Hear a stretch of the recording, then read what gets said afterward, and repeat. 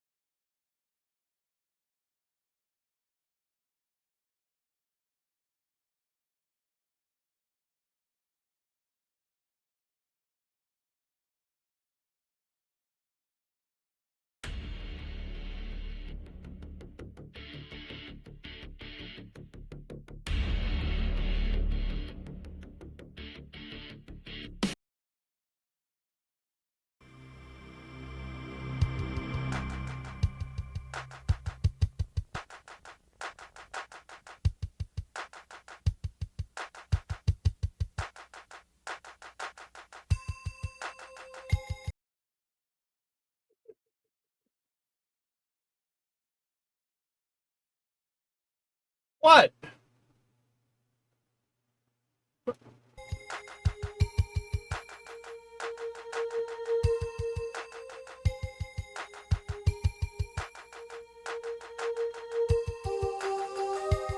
It's a banger.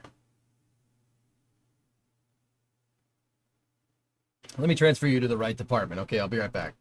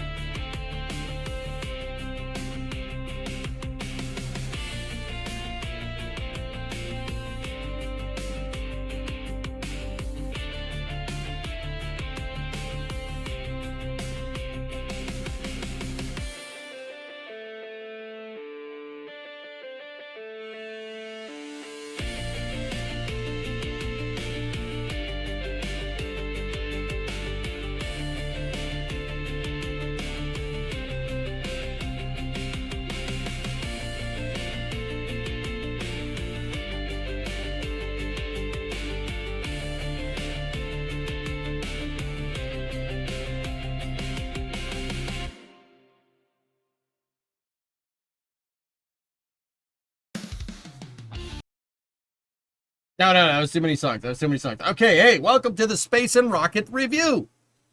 Space and Rocket Review. You two girls, tell your friends. Space and Rocket Review. Hello. What's going on, everybody? This has Halo 2 Linkin Park replacement music energy. I know, I do like it. It's pretty good. Yeah, good stuff. One night only. Every night. Not the Blues Brothers, the guy in the blue shirt. I'd like to speak to the manager. All right, yep, here. Let me just dial *1 there. There's your manager right there. Yeah, so why don't you suck on that? All right, cool. All right, I got all the... You want to talk? You want to talk to the manager? I am the manager, son. You done? That music reminds you of Dynasty Warriors 3, 4, and 5.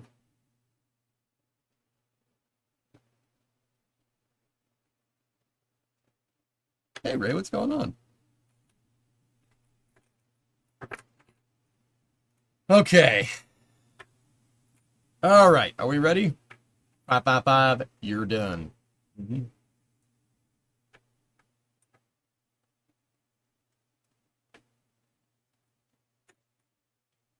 Now take your manager and raise you Brimo the boss. Brimo would time you out. No, Halo 2 Linkin Park music. The music they replaced it with in the anniversary edition. Oh, that. He bends over and speaks from his rear. Oh, him. Here, take it. I don't need it anymore. This took you 80 years to achieve! Flyboy, I've missed so much of the SpaceX talk lately. How much of the launch pad was destroyed with that explosion a few weeks ago? Yeah, like all of it. Yeah. I'd say like 66.66 repeating. Yeah, there's not a lot. There's not a lot left.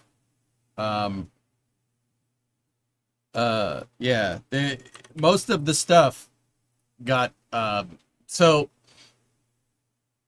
Flyboy, what happened is they had an explosion, right? And the methane tank exploded, and all the methane combined with all the liquid oxygen after the LOX tank popped too, but all of it combined with all of it, and then there was, because they were using LOX as the ballast tank, when the LOX tank blew, it made a nice big old explosion, but it made a nice old explosion, but it also made a tidal wave of liquid oxygen that basically like did a lot of damage. Yeah, the tidal wave of LOX was not great.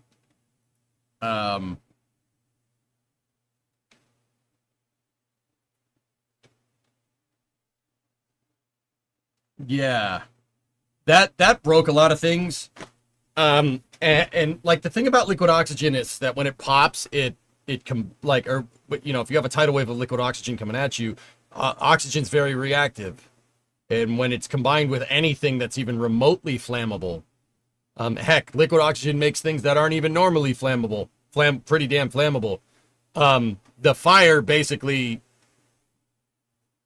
like if it touched anything that was even remotely hot, it burnt it immediately. Like immediately.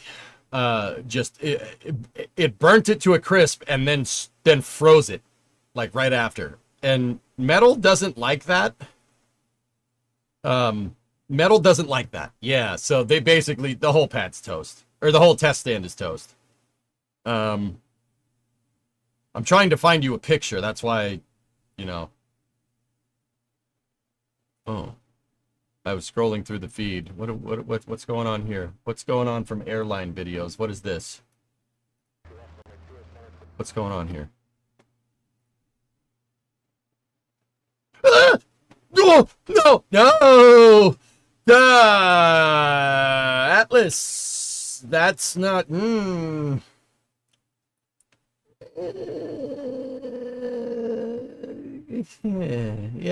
If you ever wonder what a 747 carrier landing looks like, that's pretty damn close.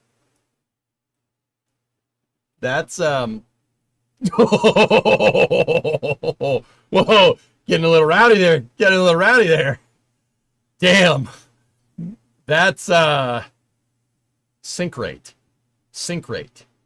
Sink rate. Sink rate. Pull up. So yeah, you got one? Yeah. No, there was a shot that was linked the other day of the whole thing. So yeah, I mean, Flyboy, take a look. Like, see how all this looks like it looks like something froze to it. It looks like frost. That's because the liquid oxygen basically cooked the whole thing, and it cooked the umbilical. Like, it cooked it and then froze it, which is, yeah. So a lot of stuff rusted out really, really fast because the things that didn't burn. I mean, I don't think there's a better way to oxidize metal and turn it into iron oxide than pouring liquid oxygen on it. Pull that, yeah, that's pretty good. Yeah, yeah, see? So, like, yeah, this is an RGB aerial picture. This is good enough. Like, look, so the tidal wave of liquid oxygen went all up in here. All up in here. Look what it did to the vaporizers.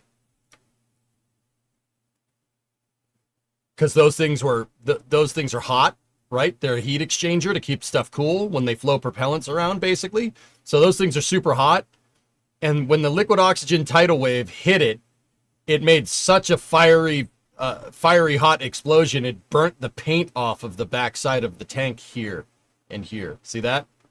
It burnt the paint completely off. Yeah, so this is all, everything here is basically toast. Look, some liquid oxygen came down here and it burnt the bottom of the water tanks here, or the sides of the water tanks. And like, look, you could see where the splash hit, right? And then it caught on fire and burnt the paint off and then froze it.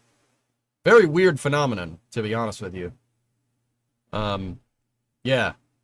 Also, with this picture, we should be able to see there's some of the ship right there. There's some of ship 36 right there. There's some, there's a piece right there. See where that pipe is? That's another piece. If you look over here on this side, there's some over there. That might be the nose cone, maybe?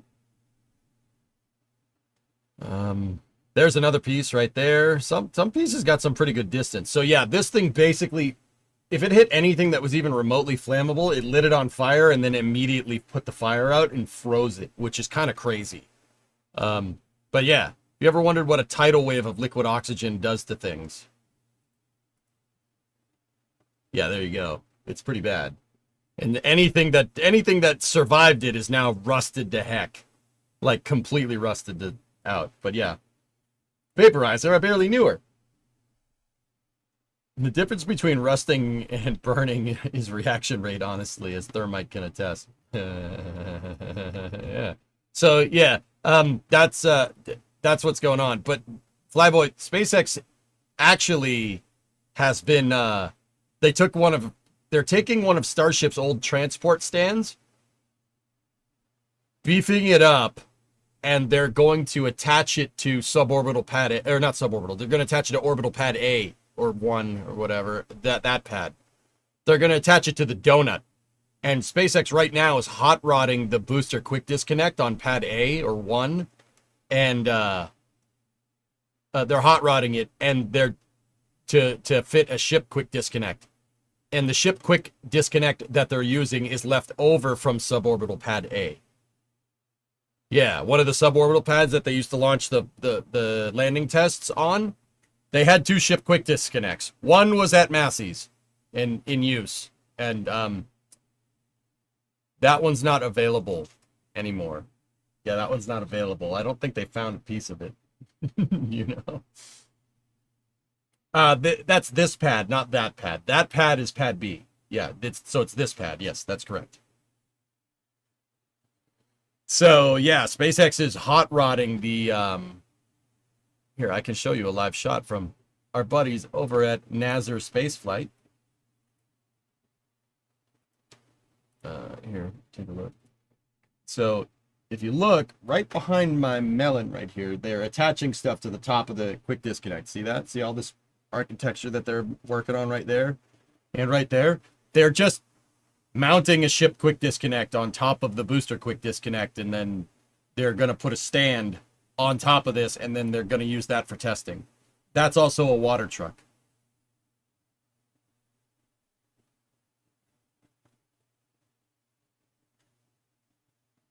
You can tell it's non-potable water because of the way it is. Milk step. Yeah. Yeah, see, that was a water truck right there. So if you're wondering what's going on here, they're drilling the pilings for the Gigabay. SpaceX's new integration bay for building starships and super heavies. It's like, I think in terms of volume, it's like 4 of those mega bays. No, more than that. Maybe 8 of those mega bays. Definitely not 1202, but no. Would you test the next 2 ships if possible while you have the new stand and before the conversion for flight?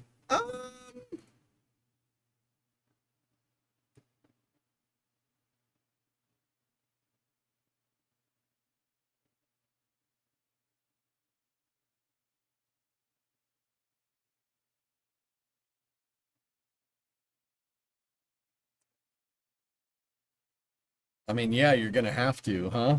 Right? Like, that would streamline operations, David, for sure. Right?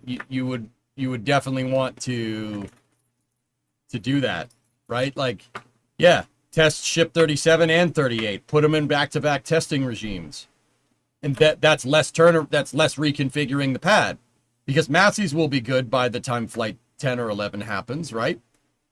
I don't see why not. I think that's actually a really good idea, because it's very clear that these modifications aren't really the modifications aren't really supposed to be something that's it's a very interim thing, the modifications that they're doing to the to this pad, not that pad.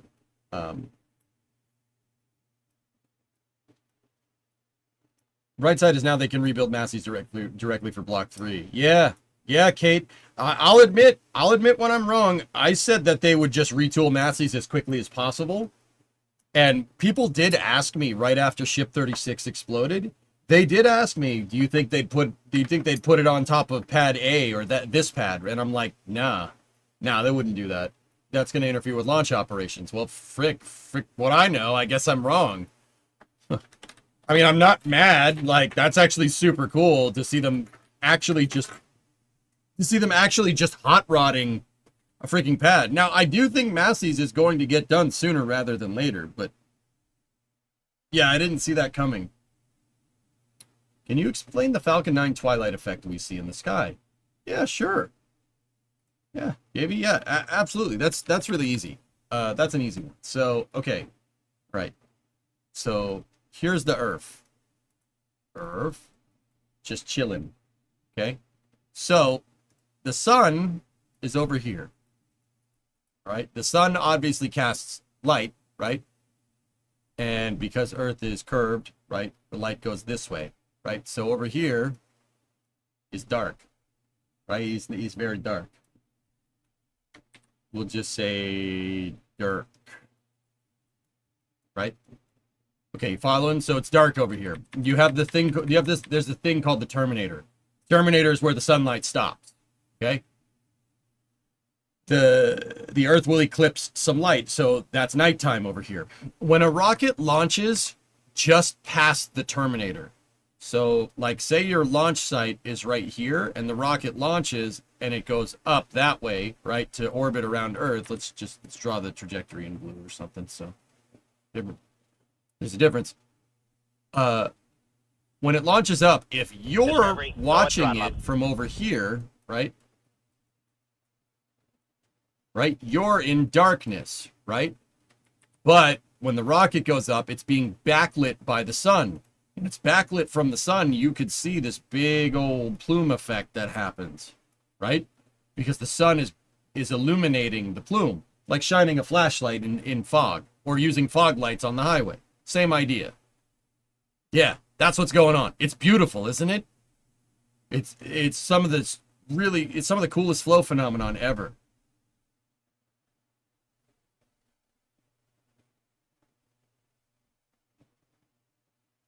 Well, like, what launch ops until they test the ship? Yeah, I know. I was like, that's why I was like, I don't know, man. Maybe. I'll admit my guess was long for July 27th for Massey's. I I'm pretty sure that I'm incorrect on Massey's, but I said that they would take a month to retool Massey's for ship 37 and ship 38. If they're going to retool Massey's for block 3 ships instead of block 2, right? It's going to take a little bit longer, I think. I was wrong, but for the right reasons. Can you give me that one? Can you give me that? I was wrong, but for the right reasons. Yeah? Yeah. It's the end. The end.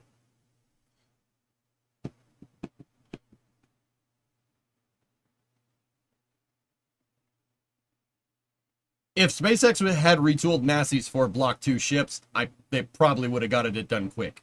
But they made the decision to get it redone for Block 3. And if they getting it redone for Block 3, a ship that doesn't exist is going to take a little bit longer. And there's also no rush, right?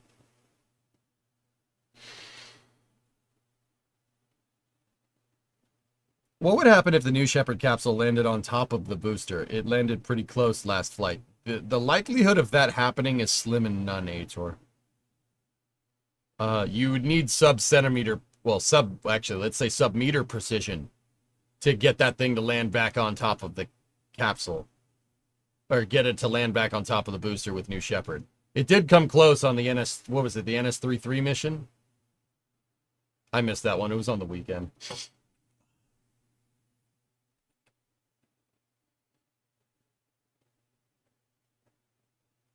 Yeah, Ship 36 made that decision for them. I mean, yeah. Yeah, hey, roll with the punches, man. That's the right move.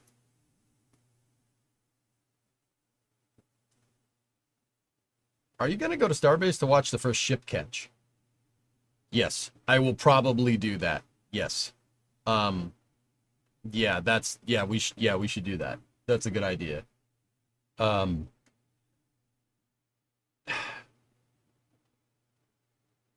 How do you say your name? Is it Javi NYT? Or is it Haveen YT? Or is it Javeen YT?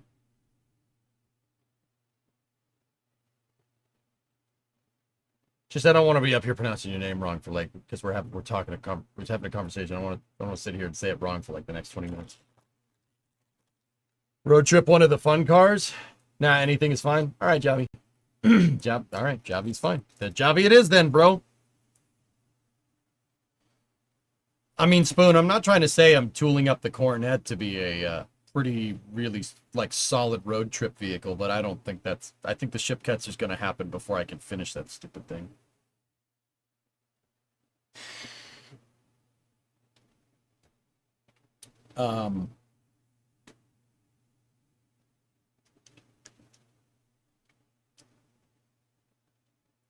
But yeah, okay. I will precurse this with saying that I am a gigantic space shuttle fan. I love the space shuttle. Okay. That is by far and away my all-time favorite launch vehicle. It doesn't even come close. That thing is just the stuff of dreams, dude. Super cool. Now, couple of things here. I love the space shuttle because it existed. Because it's a thing. This is somebody's Kerbal idea come to life, so to speak. I mean, Starship is too, for what it's worth. If I had to choose between keeping the Saturn V or doing the space shuttle, I would choose the Saturn V. That being said, I'm super happy because that the shuttle existed. It is an awesome vehicle. Okay? It goes up into space, sends people up there and cargo, comes back down, quote unquote, reusable, right? With all that being said, the second SpaceX gets a ship and booster back, so like, there's a booster that delivers a ship up there. The booster comes back down, gets caught. They set it down, and the ship comes and they catch that thing, and then they put it down right next to it. I think I can let my love for the shuttle go. I think I can let it go because that's amazing. I don't know, maybe. Yeah, I've always said that if SpaceX once they get a ship and a booster back, they don't even need to reuse it. Once they get them back, I think I can let it go. Sound like you're grieving. The shuttle was taken from us too soon, and it was operated by idiots.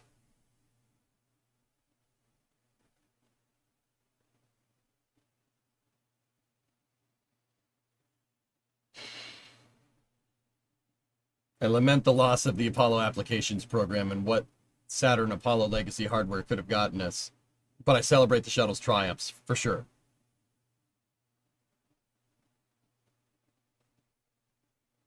Ship catch or GTA 6 first?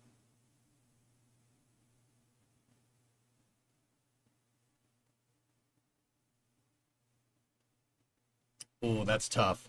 I'm going to say ship catch. I'm going to say ship catch. I agree. The shuttle left a painful hole in its absence. Dan, can you imagine if NASA just kept operating the shuttle in conjunction with commercial crew? Can you imagine how cool that would actually be? How cool that would have been for the shuttle to keep, doing maintenance operations on the space station, launching new modules, bringing modules back down while commercial crew was doing its thing. We could have redundant dissimilar architecture. We could have triple redundant dissimilar architecture. Just saying. The last shuttle was July of 2011.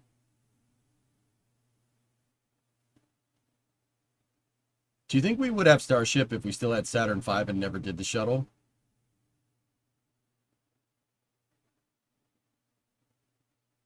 There's too many variables, goalie. Let it go. Yeah, exactly. Exactly. Indiana, let it go. Let it go. There's the cup of a carpenter. The cup of a carpenter.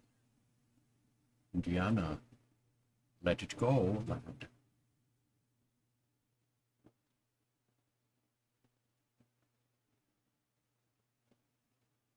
pretty cool. The booster in that center video always returns precisely on point. How in the world did you pull off that?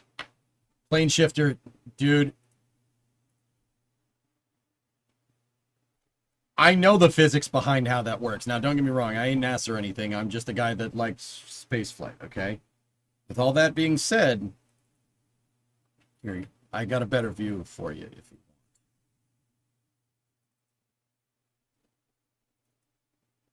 want. Watch.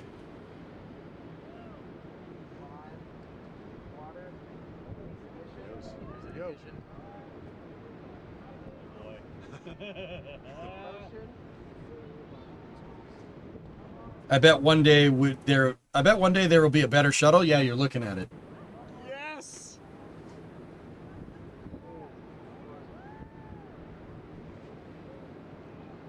Okay, let's get to the good stuff.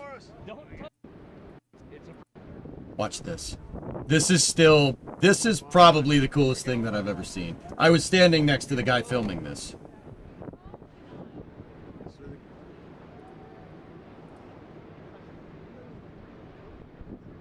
Fly, baby, fly. See, that's me. That's me. Do the thing. Yes, come on. Oh. Seeing some paper on it. Oh, Come on, baby. come on, light it up. Yeah. We got a light. It's coming down. It's coming down. Come on. Oh, it's slowed way down. Down to 3 engines. Come on, bring it on home. Dancing over there like it's nothing. Come on, baby. Yes! Oh my.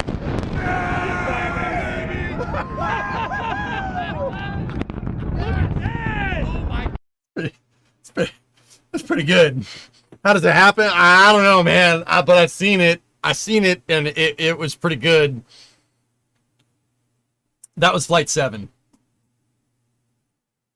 That was Flight 7, dude. That's, yeah. That was my first Starship launch, dude. I'd never seen one go before. It is wild, dude. That's just, it's all pre-programmed. Yeah, man. So Come on. the ship, hold on. The ship is communicating with the antenna right there. See the antenna on top? See that sucker? It's honing in on a signal from that. It's kind of like an ILS from an airplane. Similar idea. But the axis are a little different. We're not landing like this. We're landing like that, you know? Yeah. It's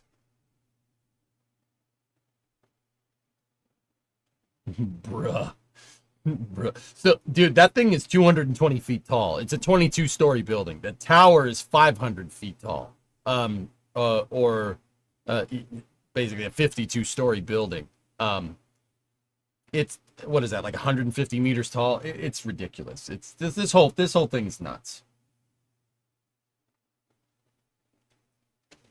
Yeah, Tessa, for sure. All systems, I mean, knowing SpaceX, they're probably using multiple redundant systems. I wouldn't be surprised if Super Heavy had a downward facing radar from like an airplane like grafted onto the side. That's what Falcon 9 did back in the day. I mean, that's what Falcon 9 still does. There's like it has a downward looking radar and it's looking for the landing pad. It's a downward scanning radar. Yeah, that booster flew twice, didn't it? It's our replacement for the shuttle. Yeah, man. So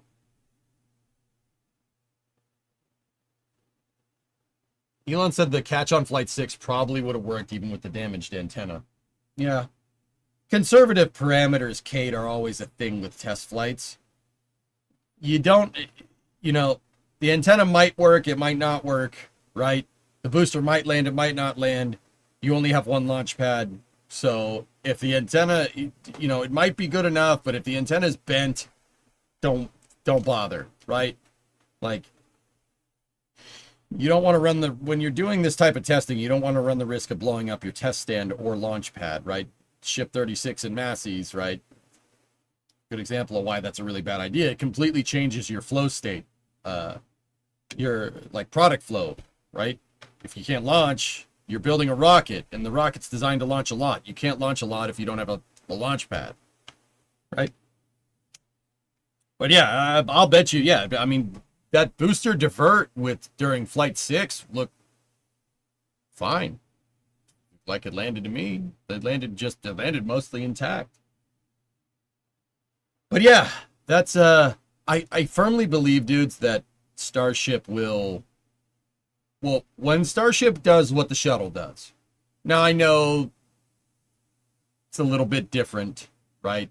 Shuttle got its first stage back. It got the boosters back. I understand booster refurbishment. I get it. And then obviously it got its second stage back. Well, it's more of like second stage smart reuse if we had to put a name on it.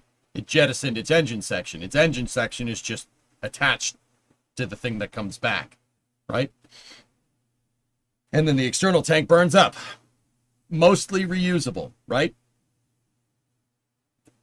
When SpaceX gets a ship back, and I say when, it will happen, barring some catastrophic civilization-ending event like Chicxulub or whatever, right?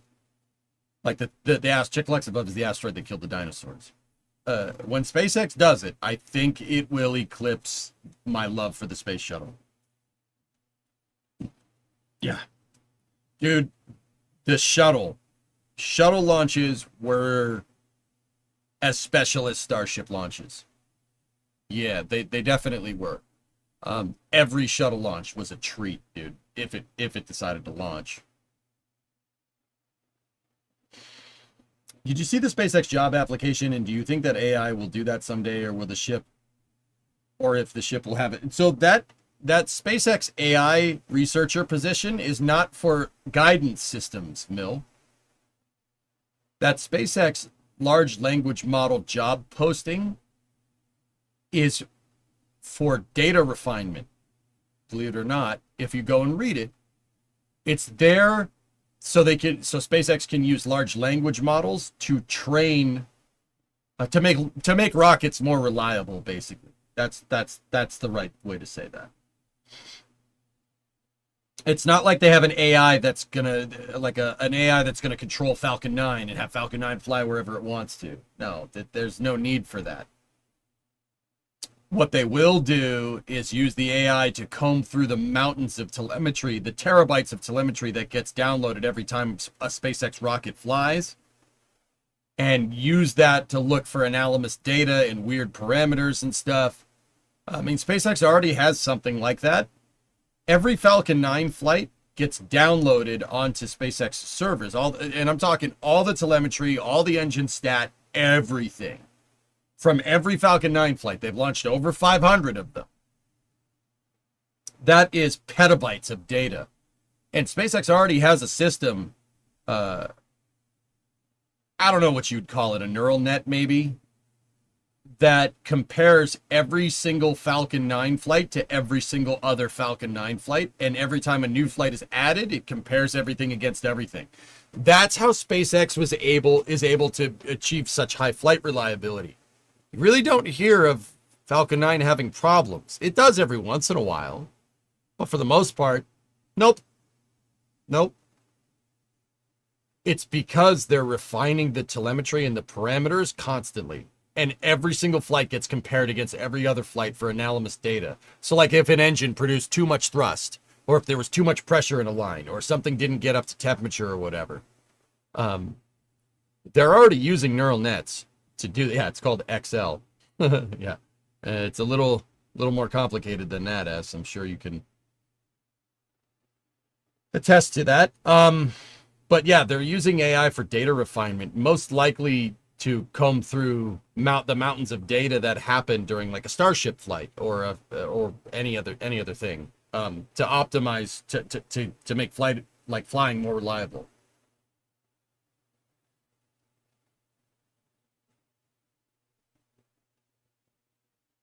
Do you believe the 3-week statement by Elon is reasonable for Starship?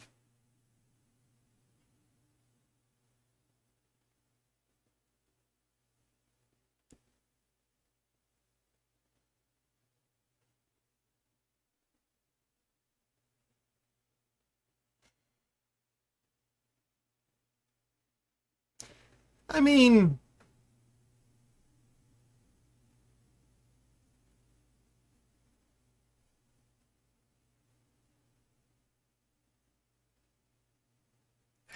it's probably going to be a month. 3 weeks is in the realm of possibility. You got to understand, Elon thinks in like statistics. That's how I've been following him for a long time. Guy's brain works in stat. When he says 3 weeks, he says if everything goes right, we could have it done in 3 weeks. That's what that means. It is very unlikely that everything goes right with aerospace engineering. That doesn't happen all the time. So take that, times it by Martian time, you get about a month. It's true.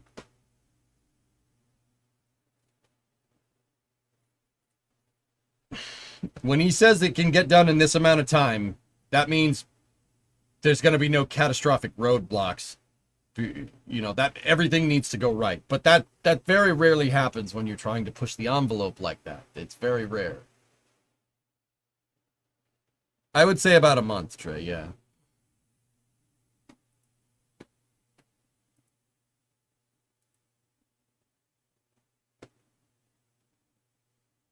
You need permission from moderators in chat to post links, Shavy.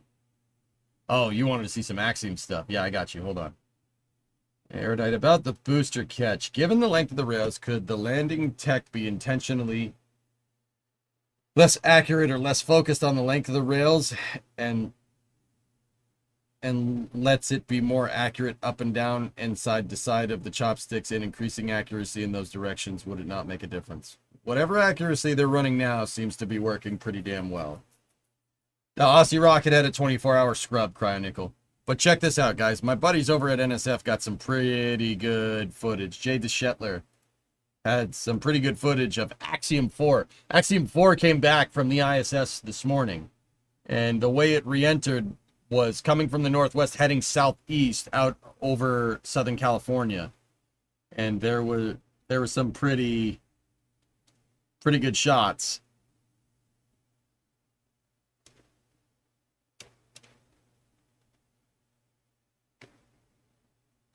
Yeah, 11, something like that. So this was at 2:30 Pacific time. Oh man, that's pretty awesome.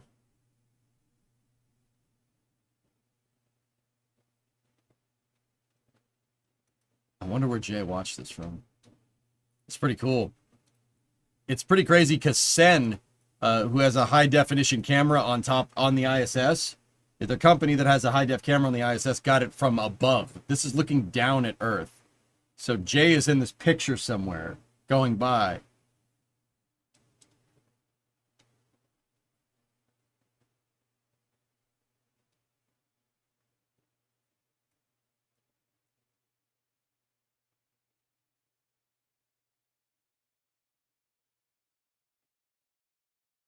Look at that.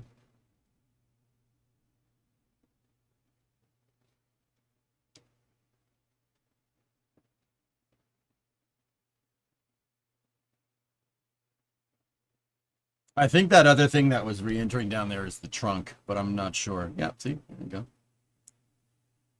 Wow.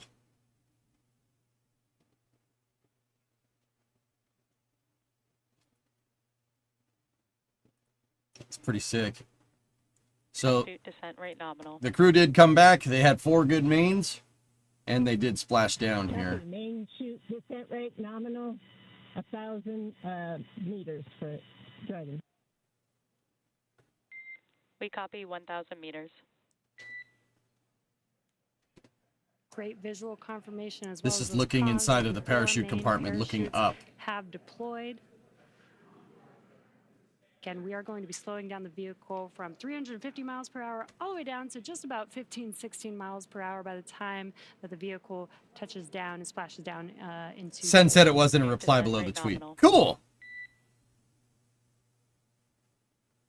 Copy. Main chute descent rate nominal, 1,000... There you go. So they did come back down, and my buddies from NSF have all the good clips. There's a picture of splashdown from the NSF stream this morning. And working their way. And Axiom support teams that will be present for the next phase of our splashdown coverage today. Foggy crew splashed out. Yep, there it is. And then, because it's a Dragon recovery mission, we have to see the guy go off the side. There we go.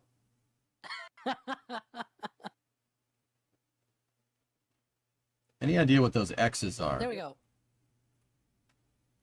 X's? Yeah.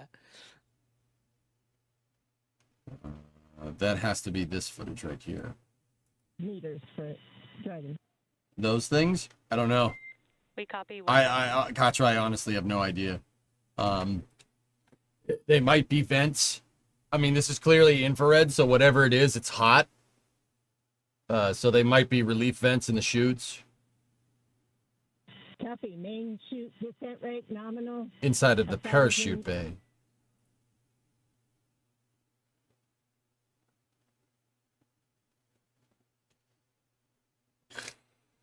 Whatever it is, it looks like somebody marked it with a Sharpie. I have no idea. Bumpers to hold the parachute in place, maybe? Logos? So S, you're thinking about installing Arch Linux on your laptop because PewDiePie told you to. Can anyone here please convince me not to?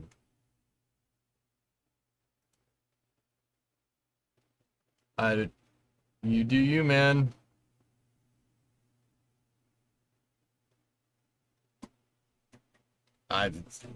You do you. PewDiePie still posts videos, dude? Isn't he like doing retirement or something? I was watching the VOD earlier and someone asked you about plume expansion at different specific impulse. I asked Brock to visualize it.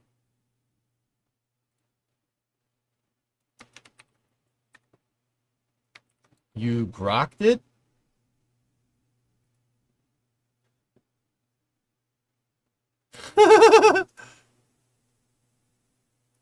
Yeah. See?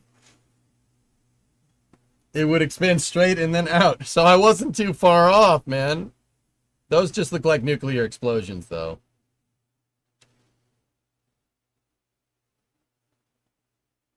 Interesting, yes, Master.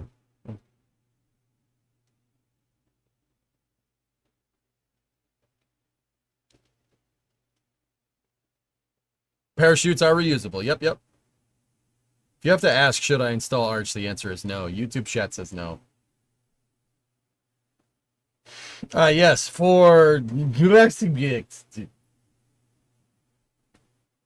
I wasn't too far off, dude. I actually had to sit there and think about it. Seacracken asked me that was a very tough question for me to be put on the spot for, man. I was like, logarithmic specific impulse. You know, like I'm surprised some smoke didn't come out, you know?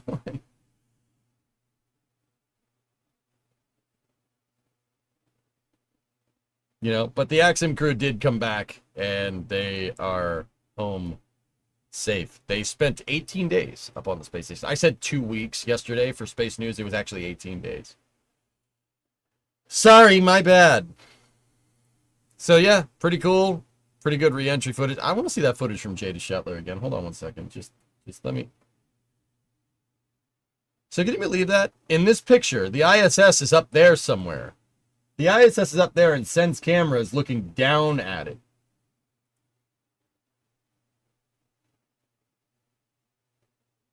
I got to make you think at least once a week. It's in the quota.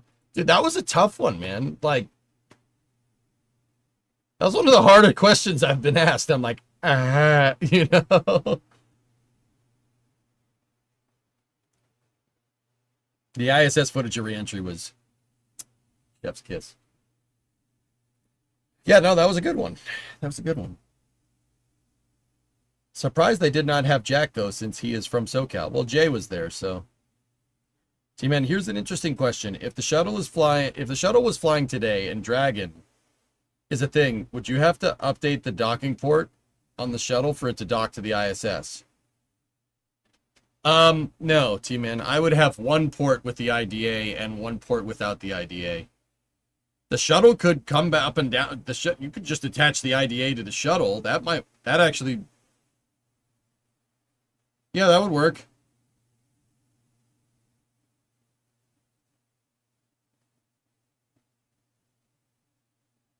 And the shuttle could leave it there. Nah, I wouldn't do that. If the shuttle was still flying and Dragon was still flying, I would have PMA3 with an ID with a docking adapter for Dragon on it and Starliner, and that would actually really complicate ISS logistics. That was a really good question.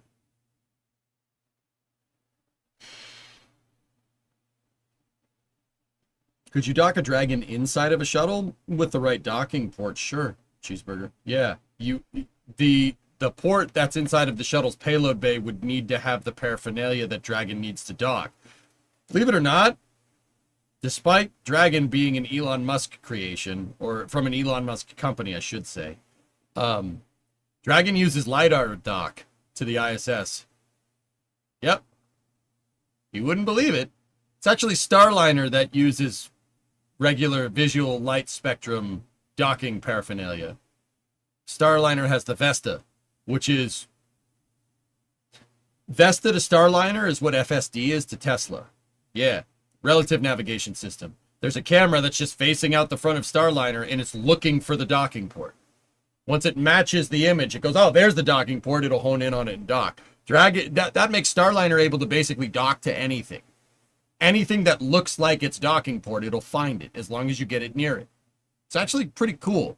Something that you don't think, like, because you think Starliner, oh, it's old. No, Starliner has a lot of trick stuff in it, dude.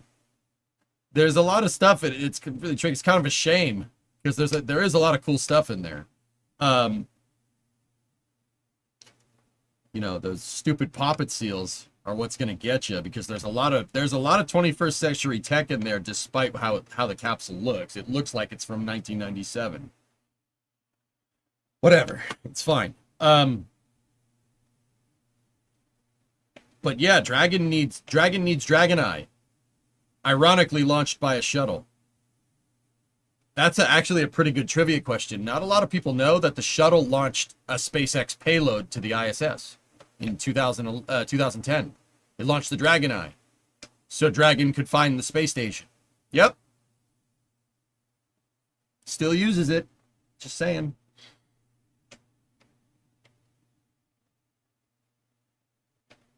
So you can fake it out by hanging a poster of a docking port.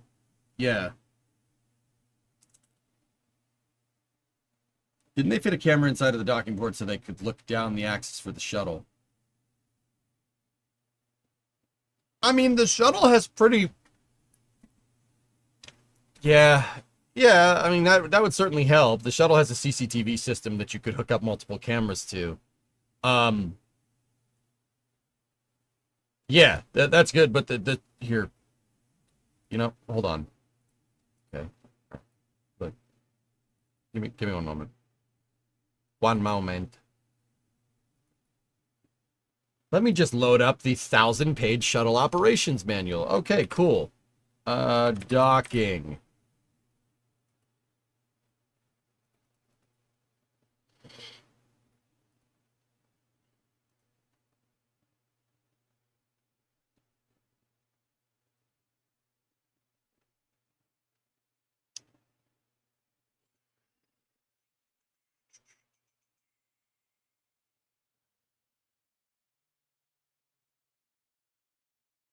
Yeah, shuttle station power transfer system. The space shuttle could plug into the ISS solar panels. That's the wire diagram for that. Not a lot of people know that.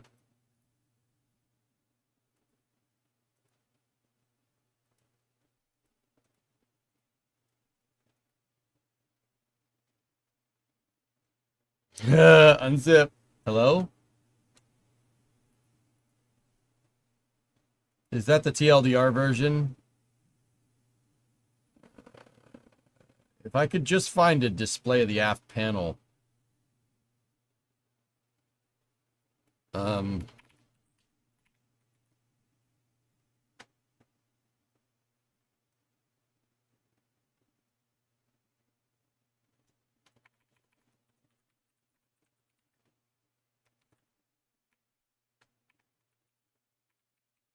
Here, we can find a quick way.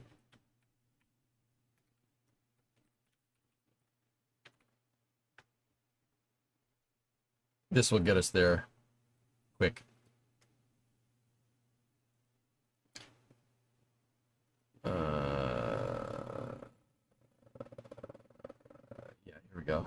All right.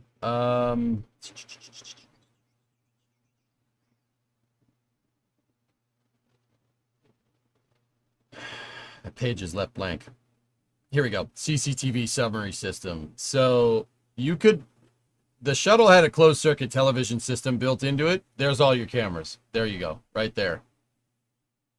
Yeah, see? Orbiter docking system center line, CTVC, right there. See? And you could bring that up on the monitors on the aft panel on the shuttle. So that's the aft panel on the flight deck. Sony.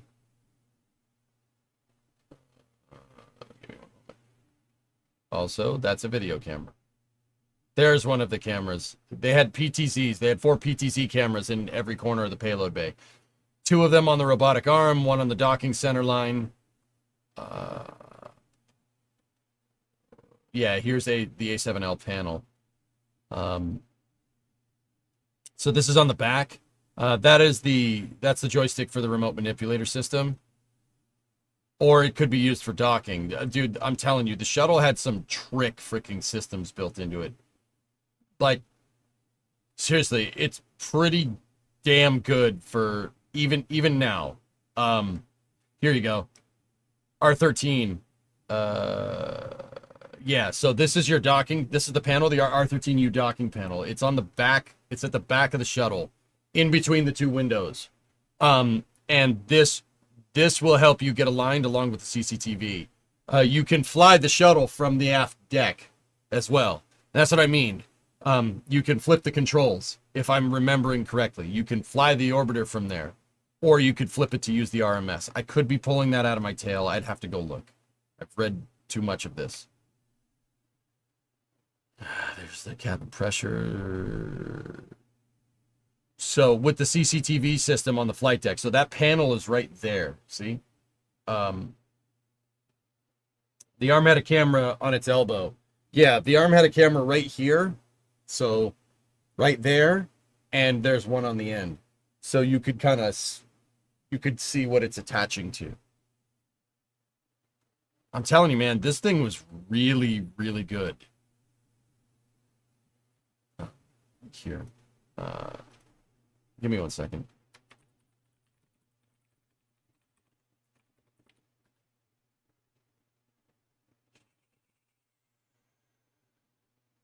One moment.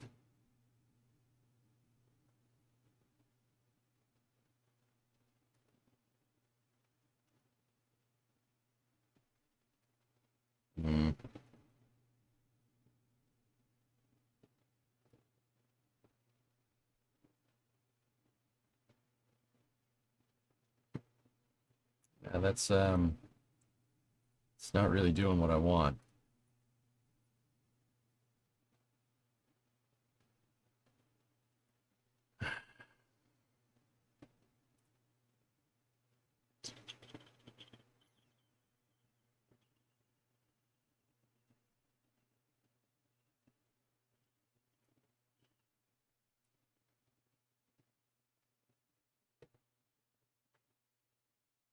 Excuse me 1 second.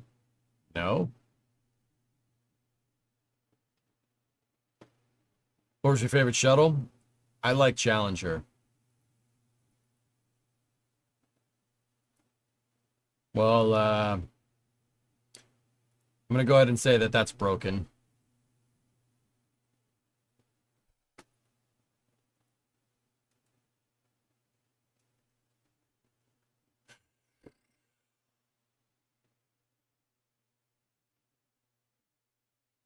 I'm telling you, man, this thing was a monster. It's an insanely well-built machine.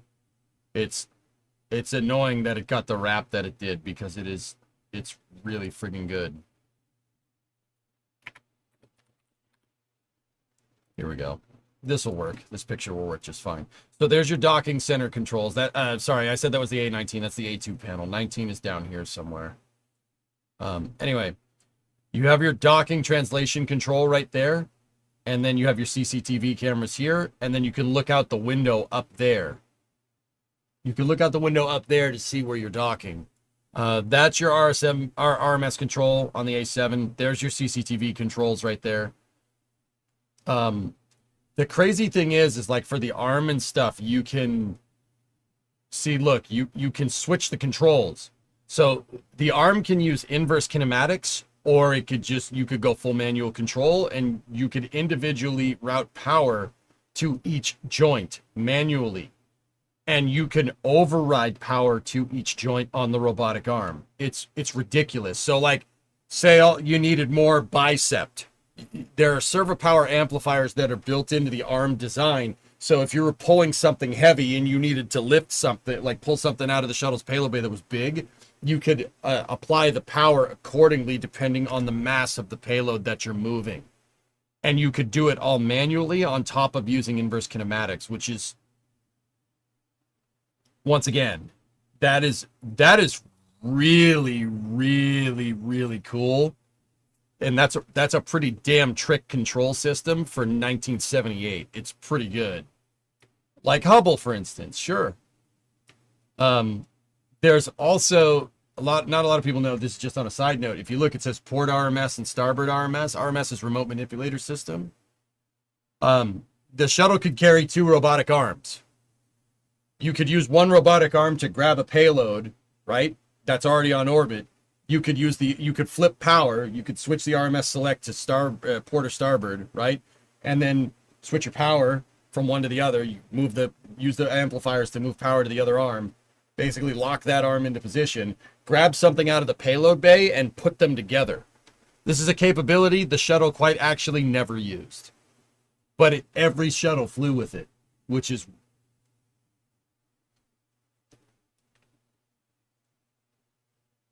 really, really annoying.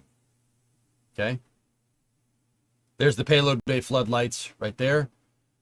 I think those are lights. I forget. Really annoying. There is the passive longeron pin latch control. So that's the latch deployment system. There's the ODS power.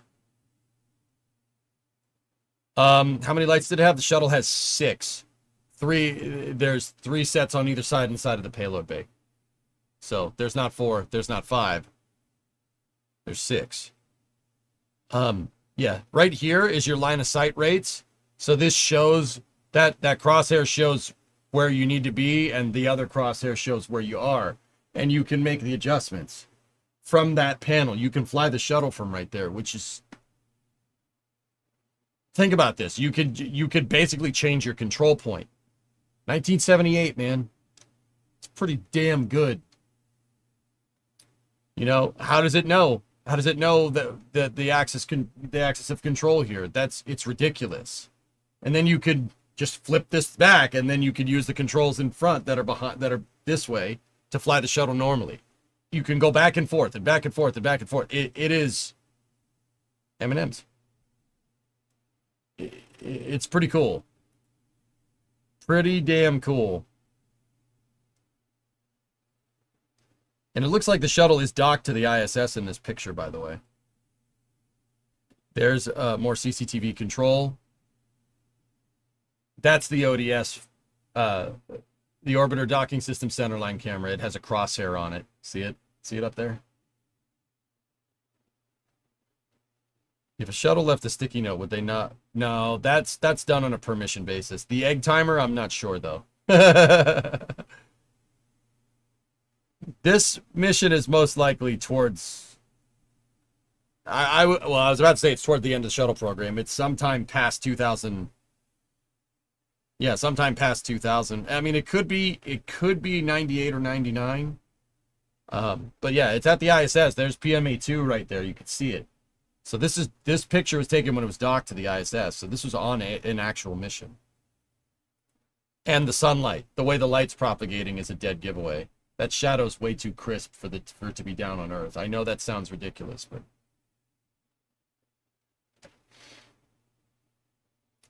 would you be more concerned with maxing out the shuttle's limits flying in the payload bay? One HL2 thrust module to attach to a craft directly on orbit, or a solid fuel one? Oh.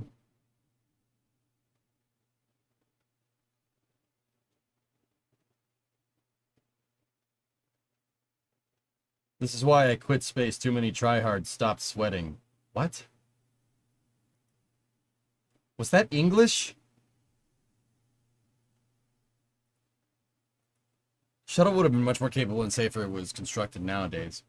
I think that it was plenty capable and safe for 1978, or if you want my honest opinion, it's just when people don't use it correctly, it's going to have problems.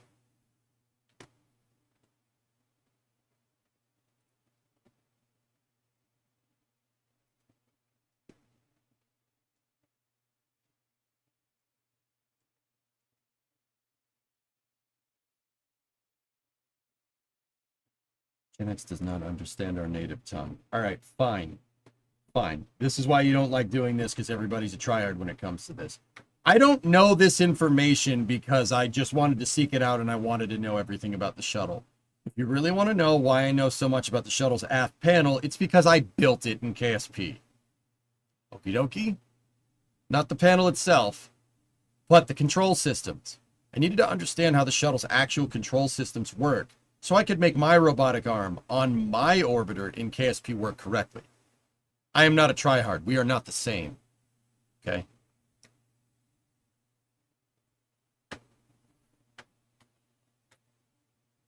We are not the same. I back engineered it using the operations manual and then implemented it in KSP. Can you build the shuttle aft in your backyard, please? I do have a welder. But I'm going to use that to make a car. Make cars, not the thing. Hold on.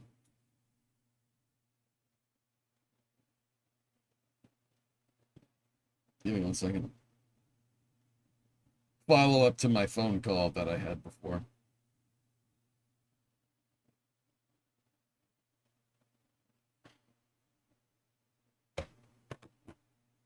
Have a welder. We'll go to space. I like that. Here's a fun challenge for you. Do the shuttle guidance computer in C. No, you just want me to code stuff, and I think coding is dumb. So, well, no, that's not the right way to say that. I'm dumb. I can't do code. That's the right way to say that. I do mechanics.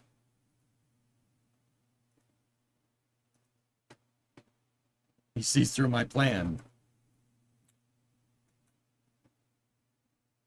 You know, fellas, just an idle thought. When I was like 16, I thought I was smarter than everybody else. And then it turns out I wasn't. It's good to see that that hasn't changed with kids nowadays.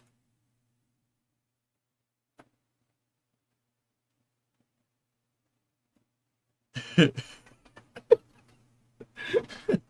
good to see that that hasn't changed. What is mechanics but physical coding? Aqualex, you could try to spin it. You could try to do as many analogies. Dude, it does not stick in my head. And I have no idea why. And I'm starting to get concerned. I've tried. I've tried to learn how to code. I took the CS50 course. I've tried. I get it. I know. I understand the logic. It just doesn't click in my freaking head. I've tried. Believe me.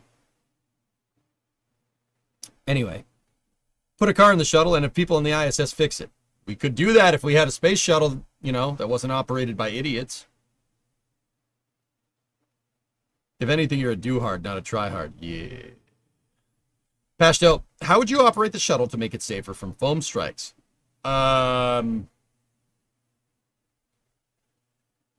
Make it safer from foam strikes. All right, Pashto, do you really want to get into this? Like, and I'm not trying to say that, like, do you really want to do this? Like, how detailed of an answer do you want? What would I do? Operate it correctly. That's it. That's the short answer. If you use it right and use it how it's meant to be used, you're gonna you'll run into less problems. Waiting for you to model the pad for your Prometheus rocket. I used to think I was smarter than everyone. Then I started working at the best aerospace company. There are levels to this game. There's always going to be someone smarter than you, us. Always. Act accordingly. Have you used 500 if statements yet in a singular code? No.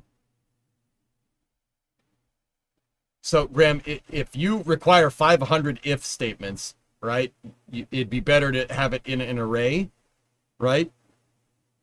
And then have that array look through the entire, like, not just run 50 if statements, right? You'd run one and you'd have it in an array, right? Like, I know, I get it.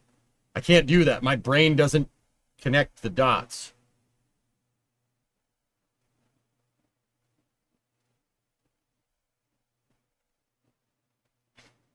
No. Good. All right, cool. That means I'm still holding out hope, predominant, that I can maybe get it right someday.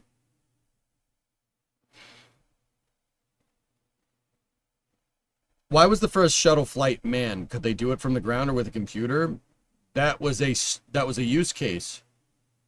Levin, they wanted it to be manned. They wanted an airplane that you fly into space. So it's, remember, in the 70s, an autonomous vehicle like that was not a thing.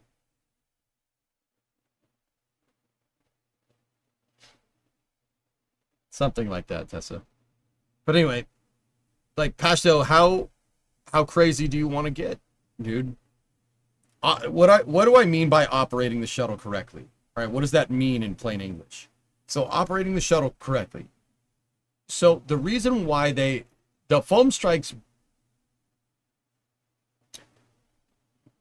they did have foam strikes on the program. It did happen. But they were all inconsequential except for one, except the one on STS-107. Now, why did that happen? That happened because the foam delaminated from the external tank, because the external tank was really only designed to be filled up once or twice. STS-107 scrubbed like 7 times. 7 times. The foam started cracking at the front of the basically at the shuttle forward bipod strut, because the thing was tanked and detanked and tanked and detanked. Foam likes to come off there, right where the shuttle's front bipod strut is. The reason why it does that is because that is right where the hydrogen tank meets with the intertank. The intertank usually had purged nitrogen inside of it, GN2. It's the open volume in the space shuttle's external tank design between the LOX tank and the hydrogen tank, right? And what happens is your nitrogen, GN2 is not the same temperature as hydrogen, right? So you had there's a huge temperature differential there. So, I mean, there's that, and then there's filling the tank and unfilling the tank and filling it up and detanking, filling it up and detanking and filling it up and detanking and filling it up and detanking, right? 7 times. Enough to cause cracks in the foam, where to the point where you probably should have destacked the shuttle, right? But nobody did that. Nobody operated it correctly. They just said, "No, that foam looks fine." And when I say cracks, it's not anything that's visual. They're microscopic cracks. They're enough to delaminate the foam on the way up and have it come off. And that's what happened. Nobody thought, we've scrubbed this 7 times. Maybe we should check everything. No. Nope. They just left it out on the pad and sent it. And the foam on the front bipod strut came off and hit the wing. It hit the wing leading edge. That's the end of that. I would like to add, on top of all that is a 1 in 1,000 scenario. Easily. Columbia is a freak accident. 100% of the time. That you could launch 1,000, well, statistically, you could launch 130 more of those things, and that would never happen. 134, if you really want to be technical. Right? That is a freak accident. It never happen again. You could launch thousands of shuttles. That would never happen.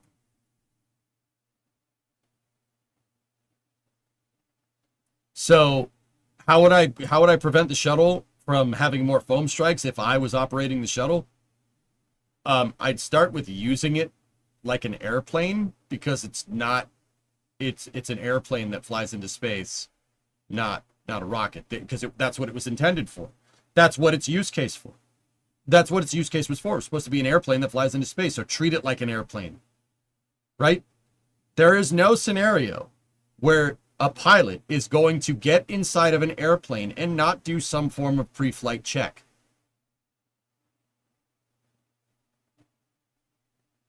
Right? That's what I mean. How about we use it correctly? Maybe that wouldn't have happened. Go figure. No, Sea Kraken. They never tanked and detanked an ET that many times. That's what I mean. You're in completely uncharted territory there. No one thought to take that stack back and look over it. Nobody thought it. You've never scrubbed a mission 7 times. That'll be fine. Your external tank's designed to be used once, maybe twice.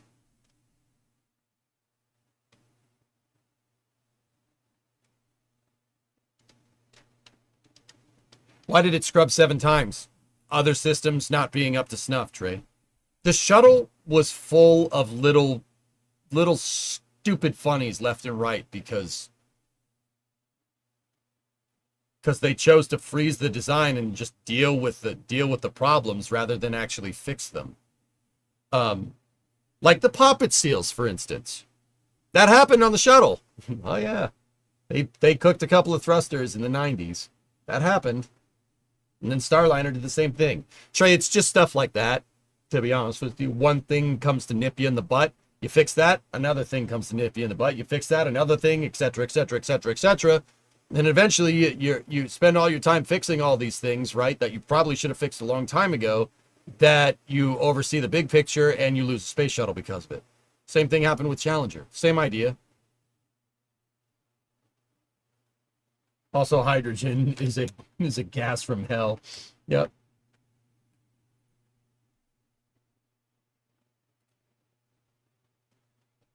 Hey, Argyle.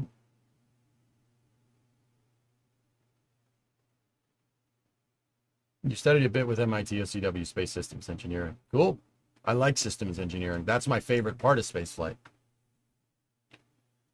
Have you heard of the new Starfall program? I've heard the name get thrown around, but I'm not 100% sure what it is. Edmana, what's up? I'll never forgive them for killing Ilya and Ramon. Yeah, he yeeted that nuclear power plant, didn't he? In an F-16, if... Was it? Yeah, in an F-16, if math serves me left. Funny mission.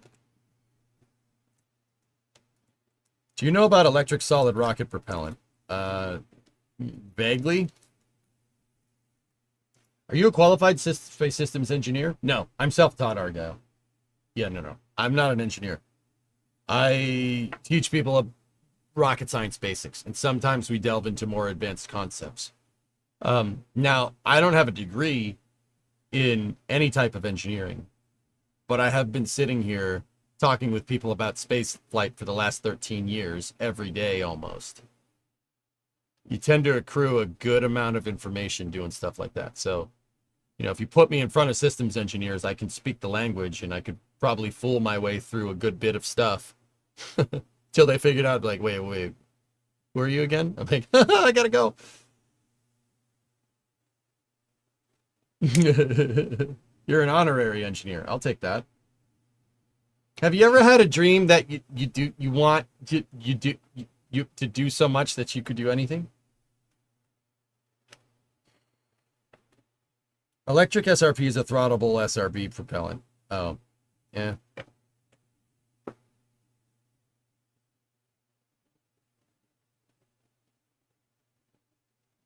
Every flight needs to be a return to flight, Dan, until you get to the point where you're flying like every week and the design is matured. I would argue that from the 30-year tenure of the shuttle program, they were still figuring out things about the space shuttle, and that's bad. Look, man, let me put it to you like this. So, Dan, you're an AMP. You know, dude. How much time, well, you might not know. How much time does an airplane, like a 747, how many flight test hours did that thing need? Or a 777? I would say 737, but, let's take like an A320neo. How many flight hours would that thing need to get certified to move people around? A lot of flight hours. That shuttle should have been tested. It should have been robustly tested. Probably, I'd say, for the first couple of years, at the very least. They did 5 test flights, and by 1983, they were like, yeah, it's good. 5 test flights over 2 years, and they were like, yeah, this is fine. This is fine. It's the most complicated vehicle ever devised by man. Let's not test it anymore. Let's just start flying operational missions because of schedule pressure.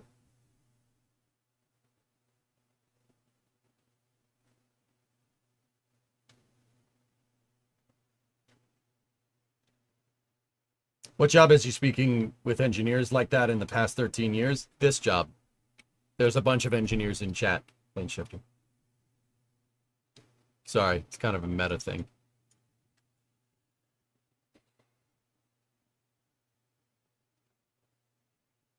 Look at Falcon 9, guys. Look at what it took to get that thing flying sub 2 day. They needed to launch a lot, and they needed to learn a lot. like, you know, how many test flights would you say Falcon 9 had? And I know people are going to say, what do you mean test flights? There's like 1 or 2, right? But think about all the test flights that they used for landing. All the test flights that they did trying a new system. Slow and incremental upgrades. Falcon 9 still has new equipment getting introduced to it. After 500 flights. The point is, and this is what I mean, like the shuttle, as we get further and further out of it, in retrospective, is that it was never really operated correctly. They were trying to fly it like a rocket. It's not a rocket, it's an airplane. So it should be tested like an airplane. But they didn't do that. They didn't do that. I mean, Uncle X, you already said it. They didn't do it because they didn't have the money to do it. But they don't tell you that part. Good news is that NASA learned its lesson and is applying it to SLS. Picking up your sarcasm.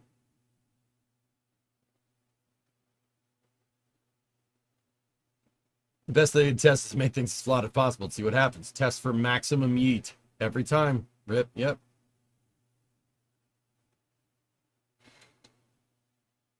Wasn't it like 20 flights before they landed? Booster 1019 was the first Falcon 9 to land. So, I mean, not every one of those 20 prior were testing a landing dam, but a lot of them were. Ares 1 would have been safe to fly crew with electric SRP. What? Ares 1 was fine the way it was, Ator.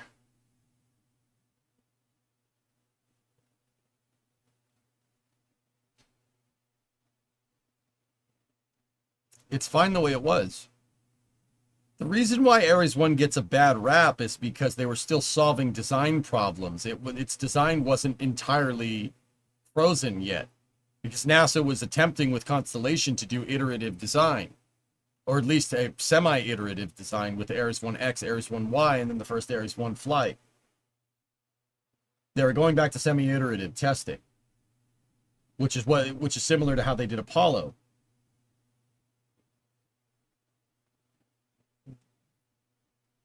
Ares 1 was in development and it was canceled mid-development. That's why it gets a bad rap, because the engineering problems when the project was canceled became public because the project got canceled and everybody figured out that, oh, it's death trap. It's not a death trap. It would have been fine.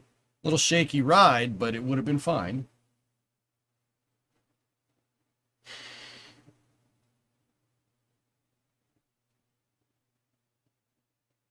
Why did Constellation get replaced with Artemis? It was seen as too expensive at the time, Lemon. Coming out of the Great Recession, the Great Recession, and the president at the time didn't think NASA should do stuff like that.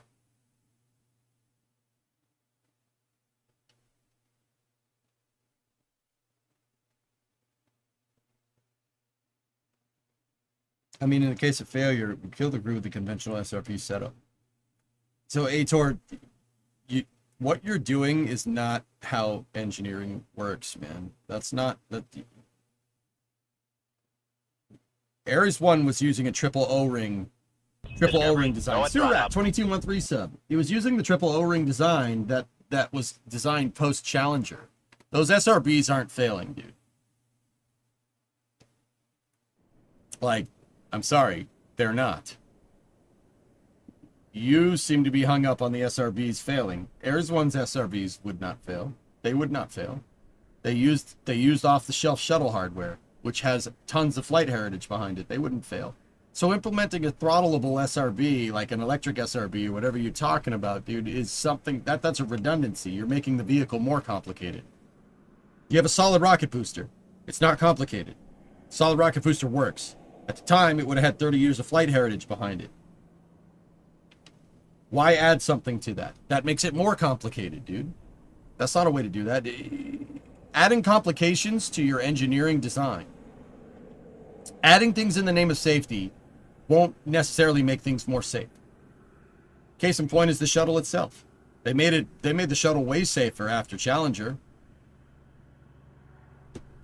You can implement all that stuff as much as you want. You got to operate it correctly, but you're adding complications to a design that doesn't need it. The shuttle boosters, the five segment triple O-ring Clevis SRB is fine. That design works great. When will the new Glen booster successfully land?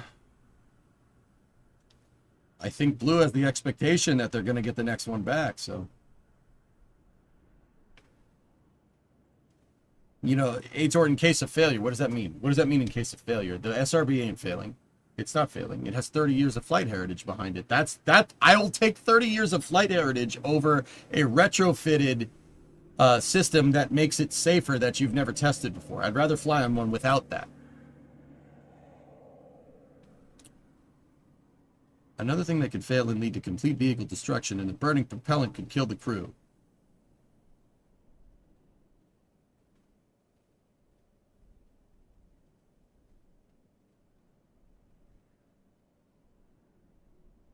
Once again, why are you so hung up on the SRB exploding? What's that about? I don't know where are you pulling that out? Like, what do you...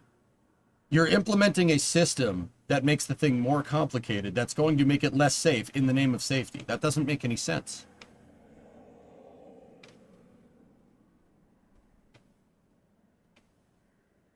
So what you're saying is that ultimately past the point is the human element, it's the human element that matters the most? More or less.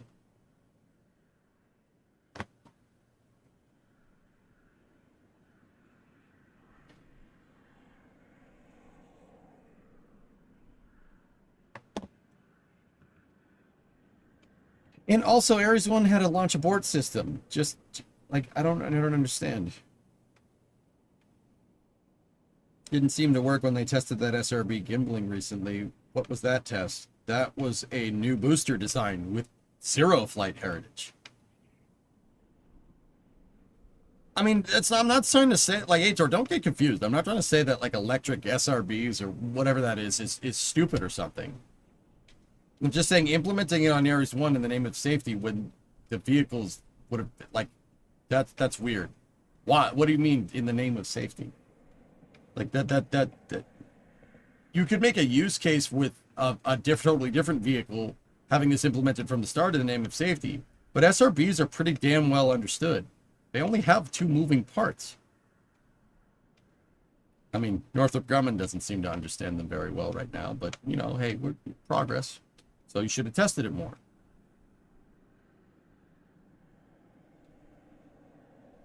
It isn't the SRB exploding. It is something else failing, leading to catastrophic aero forces that would lead to complete vehicle explosion.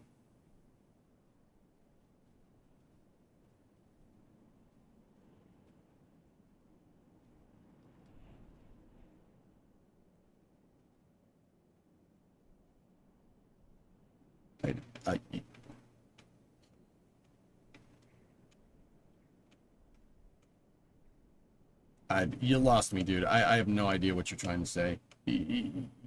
I think if I had to guess that you're trying to say that this electric SRB could be implemented to make a SRB safer. And my question would be back to you. Complicating a vehicle's design, especially when it comes to your main propulsion, does not necessarily make it safer. That makes the design more complicated. You're dealing with more complicated systems engineering at that point because there's more things on it. More things on the vehicles, more things that can fail. Think about that when you think about what being safe actually means. I stream on YouTube and on Twitch, Plane Shifter. Yeah, I'm kind of bouncing back and forth. If I look this way, that's YouTube. If I look that way, it's Twitch. Did you understand what electric solid propellant is? I have a vague understanding of it, but yeah. Either way. Yeah, it could be, you could put it on Ares 1 and it could fix all the problems. Sure. I mean, I guess if you like, I don't really understand where this conversation is going, but anyway, I'm going to move on. That's cool. I'll look into it, dude, okay?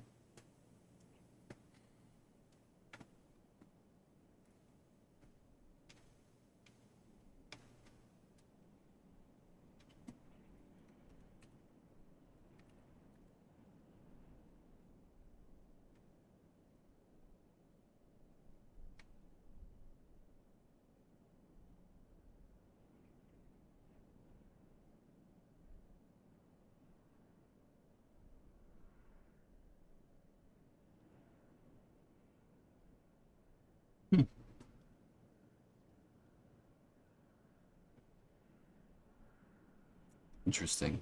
I mean, yeah, okay, I see what you're saying here. But, let's see. Throttling is achieved by varying the voltage applied across the propellant. The use of ESP as a thruster replacement for in-space liquid thrusters is presently at TRL 2 or 3 based on the limited data on extinguishment and reignition.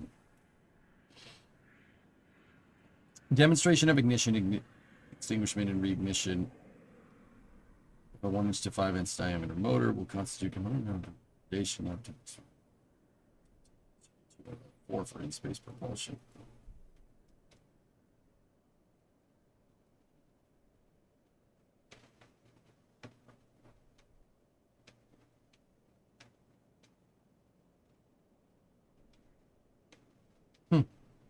Etor, this is pretty cool, dude. That's pretty neat. In the future, you could put this on some type of vehicle. Heck, if I'm reading this right, it looks like you could put it on, you could use it as your reaction control systems too, which is very interesting. I don't know, man. That,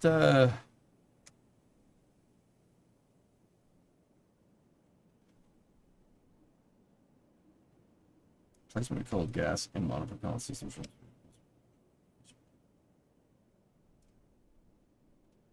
You could. I mean, I wouldn't. This is just more things that can go wrong, especially on a launch vehicle. Now, using it for like an RCS or something, maybe that'd be kind of cool.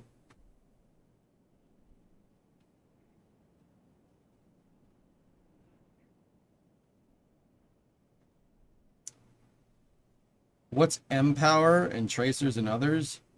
It's a small sat. It's for thruster use. Scaling it up to main propulsion might be possible, but not the current use case. Yeah. Hey, Karmas, what's going on? Yeah, long time. Are you streaming the Vandenberg launch tonight? Which one is that? Hold on. Yeah. Yeah, this one. I'm going to try to go till this one, to KF-01. I want to see Falcon 9 launch Amazon satellites into space, because that's very funny to me. So we got plenty of stream left, dudes.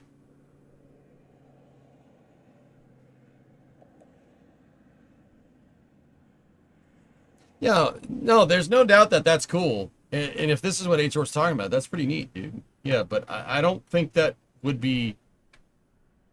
The point that I'm getting at is that, like, I wouldn't use this for main propulsion.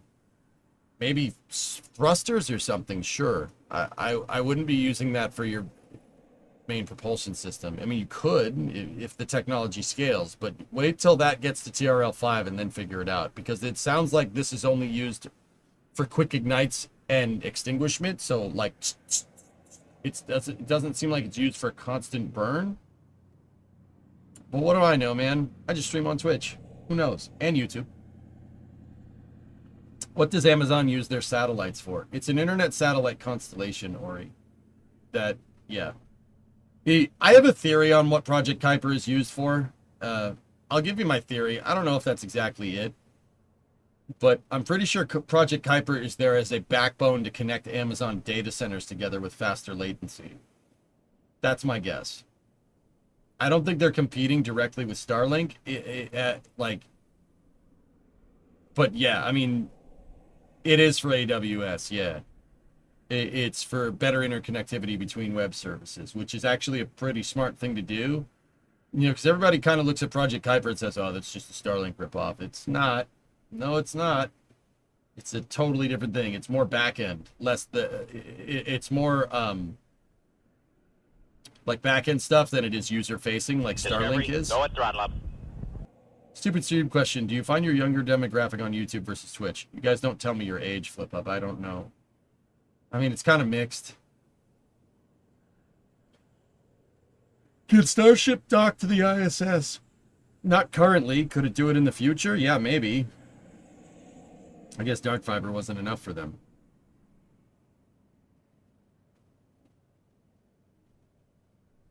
Competing with Starlink would be tough, and SpaceX would be disincentivized to launch with their competitors. They've done it before, Ori. SpaceX has launched more OneWeb satellites into space than OneWeb has.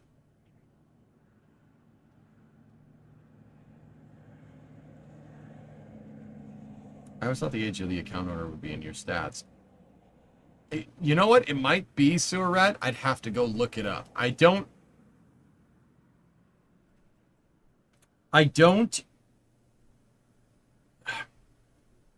really get that into the weeds with analytics, dude. The reason why is because I know me. If I go into it, I'm going to micromanage things and I'll min-max the analytics and try to... that turns the stream into something that's not this. And I don't look at that. I could probably get that information, though, if you guys really wanted to know.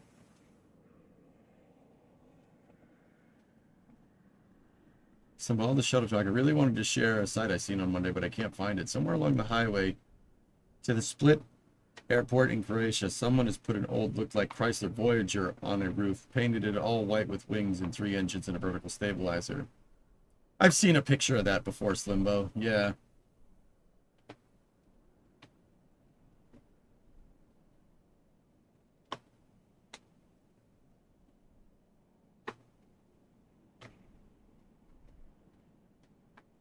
Red Beard, I think you mentioned before it's 25. I mean, we're definitely covering a subject that appeals to the 18 to 35 male demographic, but that doesn't mean that there aren't data points that are outside that.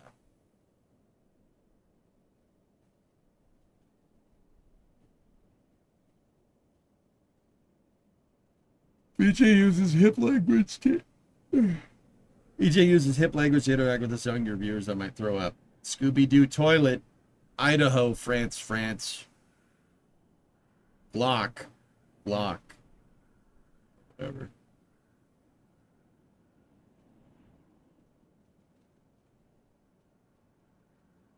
That's what you guys say, right? Scooby-Doo. Rubber Raggy.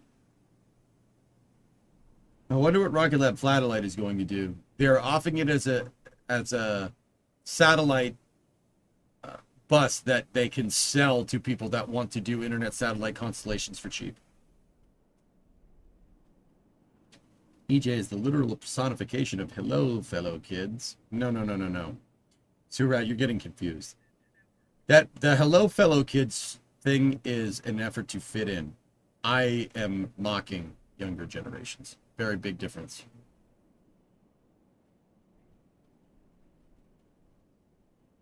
You don't want them to riz the next gen viewers. No, I am not doing that. You're rizzing my Scooby-Doo toilet. You're way out of the data point at 57. I mean, to be fair, I'm out of my own demographic data point. Out of my own demographic myself, David, at 37. So.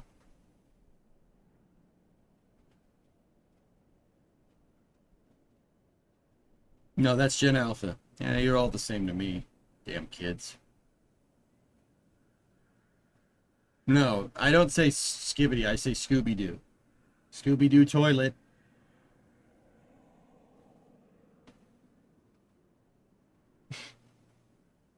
Got a rhythm with the tism. I was rhythming with the tisming before that was even a statement, man. Idaho Twizzlers. Yeah, that's good. That's good. I like that, CW. Kids, I'm older than you. No, you're not. Damn kids. Do kids these days even know who Scooby-Doo is? I don't know, man.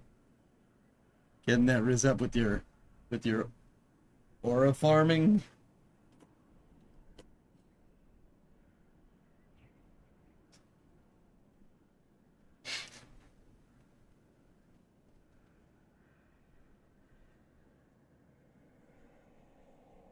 Get off my lawn, damn kids.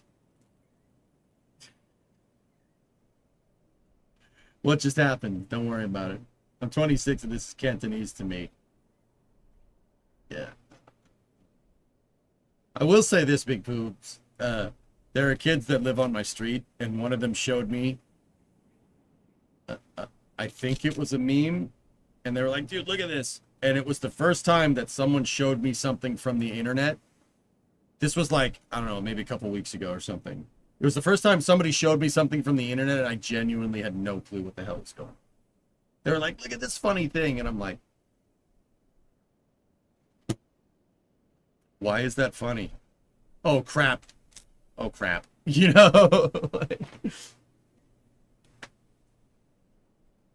was it the kid on the boat doing the aura dance? Yeah. No, I know that one. No, yeah.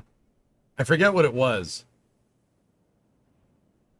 I forget what it was. I looked at it, I was just like, is this supposed to be funny? And they were like, I'm like, that's what the hell? I don't get it. And that's when I was like, oh no. Man, I've understood internet memes for the last 25 years, man. Actually, it's 27. I really first got on the internet in like 97, 98. I was but a wee lad. I forget what it was, T. Stewart. It was something dumb. Anyway, there isn't that much more space news.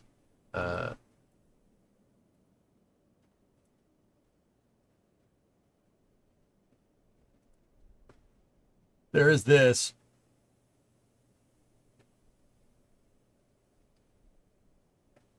Where do you farm aura?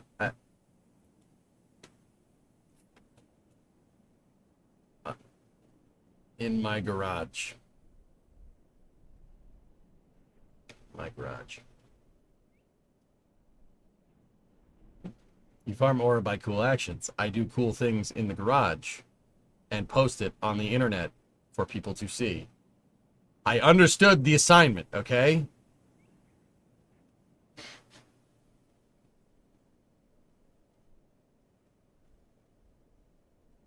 S Master, you're really disappointed in Elon about Grok 4.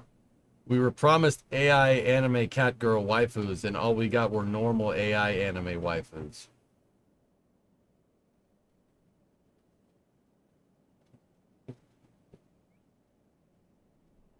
You're part of the last generation that will say, get off my lawn. Kids can't afford houses. He said, oh, that's too real. Stop. Stop.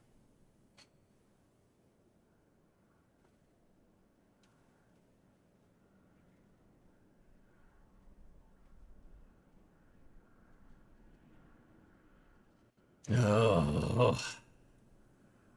The internet messed with my brain over the years. I've been terminally online since the 90s.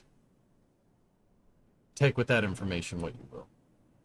You farm aura in the Scooby-Doo toilet. In Scooby-Doo toilet. Idaho, potato. France, Glock. 1990 was 35 years ago. Yeah, so.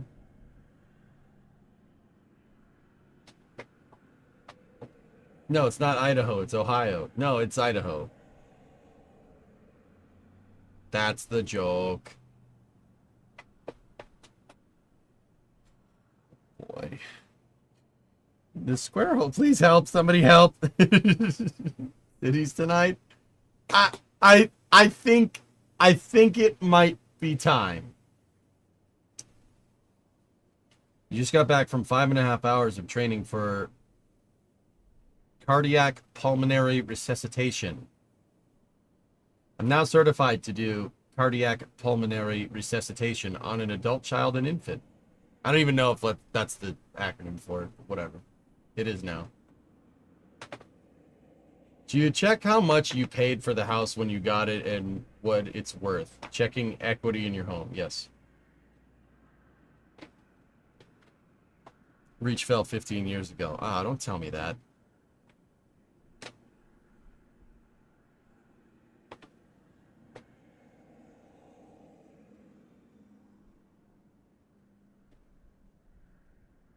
Did they tell you to pulse to the beat of the Bee Gees? Staying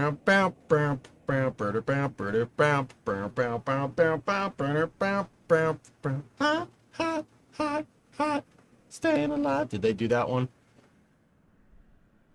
Bro, this is a stream about rocket science. We are in constantism in here, okay? That's just kind of how it works. Do you know what a Lamar Jackson edit is? I know Lamar Jackson's a quarterback.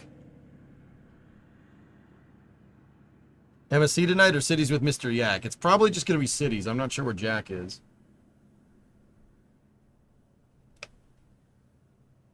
Oh, nice, Flakin. That's cool. Just do it to Sandstorm. We want to resuscitate them, Wasp. We do not want them to have a stroke. Yeah.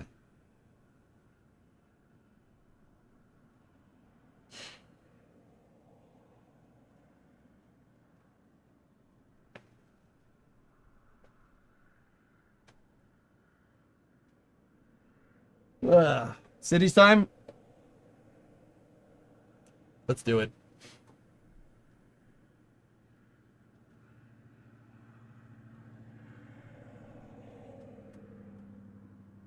Lycan, did they also teach you artificial respiration? Did you learn that?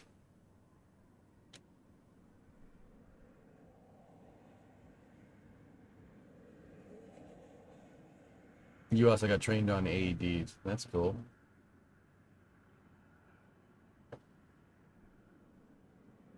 Rescue breaths are only required on infants, and yes. Do you want to know where I learned artificial respiration? French class.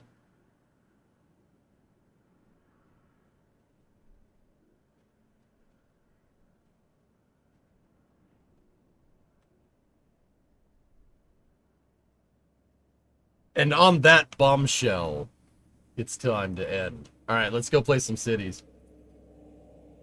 I get it! French class! Yes, all right. Thank you.